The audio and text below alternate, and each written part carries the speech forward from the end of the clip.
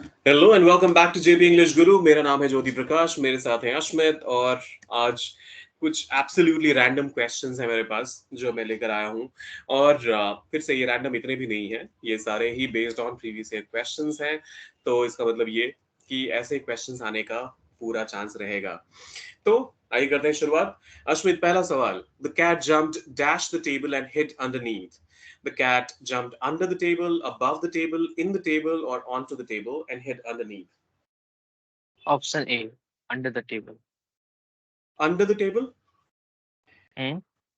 Cat जो बिल्ली थी वो कूदी और फिर वो मतलब टेबल के नीचे कूदी। ये सुन के थोड़ा अटपटा नहीं लगता? लगता है, पर बिकॉज एवम का मतलब होता है कुछ जो कुछ हवा में है। हम्म। और ऑप्शन डी ऑन टू, अगर सिर्फ रहता जैसे cat jump dash the table तो वो बिल्कुल सही रहता।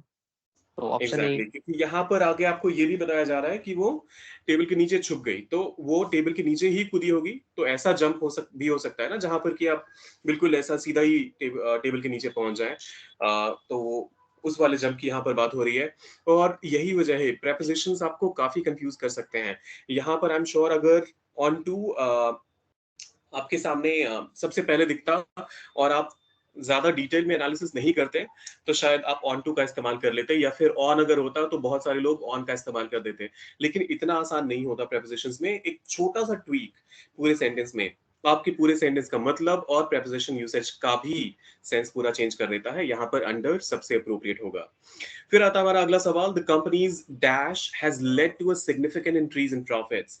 कंपनी का क्या ऐसा था जिसकी वजह से कि प्रॉफिट्स काफी इंक्रीज हो गए? क्या वो एक्सपेंशन था, मतलब कंपनी बढ़ रही थी? वो रिसेशन, यानी कि कंपनी घाटे, रिसेशन का मतलब होता है मंदी में चल रही थी इस वजह से? रिग्रेशन और कंडेंसेशन, ये ओके। एनीवेज, पहले आप आंसर बताइए, आपको अगर समझ आ रहा है अश्वित तो। Option A. Exactly, option A is the right answer. Condensation जो एक पूरा प्रोसेस होता है जहां पर कंडेंस हो जाती है चीजें। मान लीजिए ये आपने साइंस में भी पढ़ा होगा, राइट? ग्लास में बिल्कुल ठंडा पानी लेते हैं और उसके बाहर जो पूरा वो वाटर वाटर के ड्रॉपलेट्स बन जाते हैं, तो उसके लिए आप हाँ। कंडेंसेशन का इस्तेमाल करते हैं।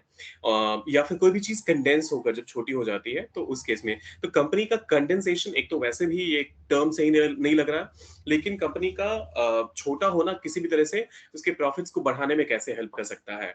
और रिग्रेशन, जो रिग्रेसिव बिहेवियर होता है, उसके बारे में यहाँ बात हो रही है, तो यहाँ पर रिग्रेशन भी अप्रोप्रिएट नहीं रहेगा। फिर आता है हमारा अगला सवाल। I prefer to travel dash plane rather than by train. I prefer to travel on plane, with plane, by plane, through plane, rather than by train.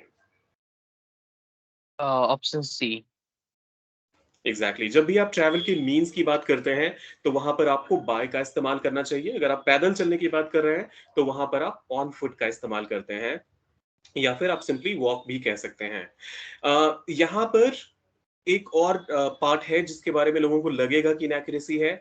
जैसे आई प्रिफर टू ट्रैवल, यहाँ जैसी प्रेफरेंस या प्रिफर की बात आ जाती है, तो आपको ये हमेशा पता रहना चाहिए कि इसके साथ प्रेपोजिशन टू आता है। लेकिन वो टू ट्रैवल के मीन्स के साथ नहीं आएगा, वो जब आप कंपैरिजन एस्टैब्लिश करेंगे उस केस में आएगा। तो यहाँ पर अगर I prefer to travel dash में बाय हमने कर लिया, सो बाय प्लेन, उसके बाद एक डैश लगा होता और फिर आता बाय ट्रेन, देन उस केस में यहाँ पर टू का इस्तेमाल होता है। लेकिन यहाँ रादर देन का इस्तेमाल हो रखा है, तो ये भी एक्सेप्टेबल है।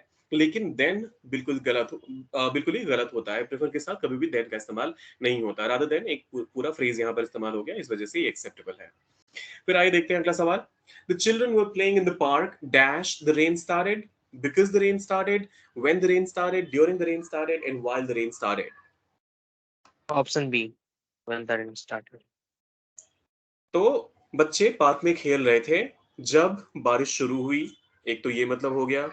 बट अगर हम ऑप्शन ए को पिक करते तो मतलब इसका ये निकल कर आता, बच्चे पार्क में खेल रहे थे क्योंकि बारिश शुरू हो गई। और वो थोड़ा सा ऑकवर्ड स्ट्रक्चरिंग हो जाएगा।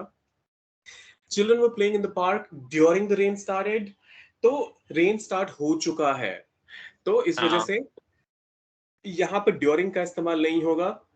दो एक्शंस समानांतर रूप से चल रहे हैं तो उस केस में आप while का इस्तेमाल करते हैं। तो the children were playing in the park while it was raining, अगर ये कुछ ऐसा होता तो यहाँ पर while का इस्तेमाल सबसे अप्रोप्रिएट रहता। अगर यहाँ कुछ ऐसा होता कि मान लीजिए the children were playing in the park during the time when it was raining, तो वहां पर फिर से ड्यूरिंग का भी इस्तेमाल सही होता। तो अलग अलग ट्वीक्स के साथ, अलग अलग वेज के साथ जब आप सेंटेंस को फ्रेम करते हैं तो आपके सेंटेंस का डिमांड भी अलग हो जाता है और आप अलग तरीके से वहां प्रेपोजिशंस का भी इस्तेमाल करते हैं, अलग अलग वर्ड्स और कंजंक्शंस का भी इस्तेमाल करते हैं। यहाँ पर व्हेन सबसे अप्रोप्रिएट है। फिर आता है हमारा अगला सवाल, she dash her friends every weekend, visited her friends, visits her friends, is visiting her friends, has visited her friends। Option B. Option B क्यों भाई? ये सिंपल पास्ट टेंस है। सिंपल पास्ट है, वो तो ए होना चाहिए फिर। Sorry, simple present, simple present. Simple present, ठीक है, क्यों सिंपल प्रेजेंट का इस्तेमाल क्यों होगा? वैसे वो भी है, प्लस क्या कहते हैं इसमें, जैसे सी है, सिंगुलर है, इसलिए विजिट्स का इस्तेमाल होगा। Option B. हाँ तो सारे ही अगर आप सिर्फ उस सेंस में देखिएगा तो she visited her friends, she is visiting her friends and she has visited her friends, ये कहीं से भी ग्रामेटिकली सिर्फ इतने पार्ट को अगर देखें तो गलत नहीं होगा। तो आप समझा दीजिए। ओके बिल्कुल। एवरी वीकेंड, ये मैं आपको बार बार हिंट इसका देता रहता हूँ।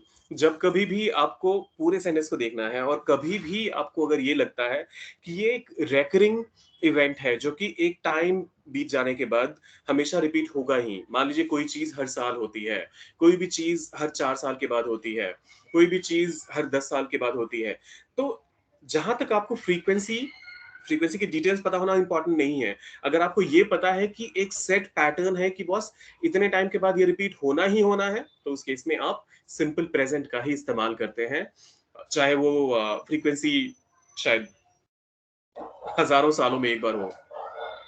तो यहाँ पर एवरी वीकेंड आ गया था, इस वजह से विजिट्स का इस्तेमाल सबसे अप्रोप्रिएट रहेगा। फिर आता है हमारा अगला सवाल, हर फेस स्वेल्स, उसका जो चेहरा है वो सूज जाता है। क्यों सूज जाता है? व्हेन शी ईट्स पीनट्स, जब भी वो पीनट्स खाती है। तो क्या लगता है क्यों होता होगा ऐसा? Because she is dash it, she is liking it, she is allergic to it, she is preferred to it, और she is fond of it. Option B. Option B, it is allergy. Oh sorry, ये tagging गलत हो गई है। यहाँ पर allergic to it would be the most appropriate answer, क्योंकि she likes it तो उसकी वजह से चेहरा क्यों सूझेगा? She is preferred to it, वो भी गलत है, क्योंकि वो पूरा का फॉन्ड पूरा ऑफ तो हो गए। सेंटेंस ही गलत हो जाएगा। फॉन्ड ऑफ और लाइकिंग एक जैसे ही होंगे, तो इस वजह से ये दोनों ऑप्शन ए और डी तो गलत ही हैं। Allergic to it would be the most appropriate answer, option B. Even after consuming so much of alcohol, इतनी सारी दारू पीने के बाद भी, इतना सारा अल्कोहल कंज्यूम करने के बाद भी, ही इज सोबर, उसको कोई फर्क नहीं पड़ा। He must be dash to it, he must be used to it, he must be immune to it, he must be interested into it, या फिर he must be excited by to it। Option A. उसको इसकी आदत होगी, किसी भी चीज की आदत होना, उस केस में आप यूज टू का इस्तेमाल करते हैं। इम्यून टू का भी इस्तेमाल बहुत सारे लोगों को लगेगा कि यहाँ पर अप्रोप्रिएट होगा। किसी भी चीज को टॉलरेट करने की क्षमता के बारे में आप इम्यून वर्ड का इस्तेमाल करते हैं, लेकिन यहाँ पर ये अप्रोप्रिएट इस वजह से नहीं होगा क्योंकि आप किसी के एक बिहेवियर, एक पैटर्न की बात करते हैं, उस पूरे ग्रुप या फिर उस पूरी नस्ल की बात नहीं कर रहे हैं। तो यहाँ पर इम्यूनिटी किसी एक इंसान में अगर डेवलप होती है, किसी एक मान लीजिए एलिमेंट को लेकर, तो वहां पर आप इम्यून का इस्तेमाल करते हैं। इंटरेस्टेड इन टू इट, ये फ्रेजिंग गलत हो जाएगी, और एक्साइटेड बाय टू इट ये तो कहीं से भी सही नहीं होगा। फिर आता है हमारा अगला सवाल, she can't where woollen clothes because they irritate her skins, sorry her skin, वो ऊनी कपड़े नहीं पहन सकती क्योंकि उससे उसके जो स्किन को बहुत ज्यादा इरिटेशन होनी शुरू हो जाती है। She is quite dash to wool, अब क्या, accustomed to, sensitive to, dependent on, comfortable with। Option B. Option B sensitive to. Sensitivity एक ऐसा कॉज होता है जिसकी वजह से बहुत सारे लोगों को रैशेज या फिर इरिटेशन होना शुरू हो जाता है। बहुत सारे लोग जब पॉलिएस्टर के कपड़े पहनते हैं तो उनको भी होता है। वुलन क्लोथ से इतनी ऐसी नोन एलर्जी बहुत ज्यादा नहीं है, या सेंसिटिविटी बहुत कम लोगों को होती है, लेकिन फिर भी ये एक पॉसिबिलिटी है। अकस्टम टू का मतलब होता है किसी भी चीज से यूज टू हो जाना, किसी भी चीज को अपने में ढाल लेना। Dependent on, she is quite dependent on to wool, ये तो वैसे भी सही नहीं बनता है, और डिपेंडेंसी सिर्फ वूल पे हो नहीं सकती, तो लॉजिकली भी ये सेंटेंस सेंस नहीं बनाता। She is quite comfortable with, फिर से विथ और टू का इस्तेमाल एक साथ होगा नहीं, तो उस वजह से भी ऑप्शन डी गलत है। और अगर आप she is quite comfortable with wool अगर होता, तो फिर वो इरिटेट उसकी स्किन क्यों होती, तो उस वजह से भी ऑप्शन डी गलत है। तो फिर हमारा बेस्ट आंसर यहाँ पर option B option B. Sensitivity ही होगा। बिल्कुल। आइए देखते हैं अगला सवाल। He is unable to digest dairy products, वो जो है वो डेयरी प्रोडक्ट्स को डाइजेस्ट नहीं कर पाता है। He is lactose intolerant, diabetic, milk phobic, या फिर milk मैनियाक। Option A. Option A, जो मिल्क को लेकर एलर्जी होती है, बहुत सारे लोग मिल्क या फिर मिल्क प्रोडक्ट्स को डाइजेस्ट नहीं कर पाते हैं, तो उसके लिए जो टर्म इस्तेमाल होता है वो होता है लैक्टोज इंटॉलरेंट। शुगर की जो बीमारी होती है उसके लिए डायबिटिक का, डायबिटीज या फिर डायबिटिक जो इंसान होता है जिसको शुगर की बीमारी होती है उनको आप डायबिटिक बोलते हैं। मिल्क फोबिक और मिल्क मैनियक जैसा कुछ होता ही नहीं है, तो उन दोनों को हम बिल्कुल इग्नोर कर सकते हैं। When the same poles of two magnets come together, जब एक ही तरफ के पोल दो मैग्नेट्स के एक साथ आते हैं तो क्या होता है? They dash each other, they attract each other, अपने आप अपनी तरफ खींचते हैं। दे पुल ईच अदर, इससे इसका मतलब भी वही होता है, अपनी तरफ खींचते हैं। दे नीड ईच अदर, उनको एक दूसरे की जरूरत हो जाती है। या फिर they repel each other. Option D. Option D.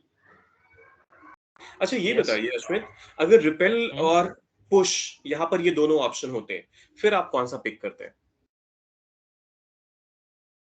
Repel नहीं मतलब चूज करता मैं।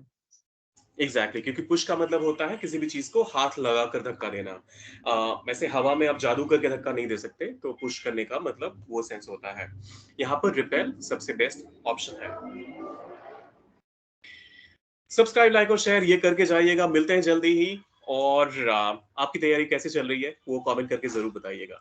सी you soon, till then take care of yourself and keep learning.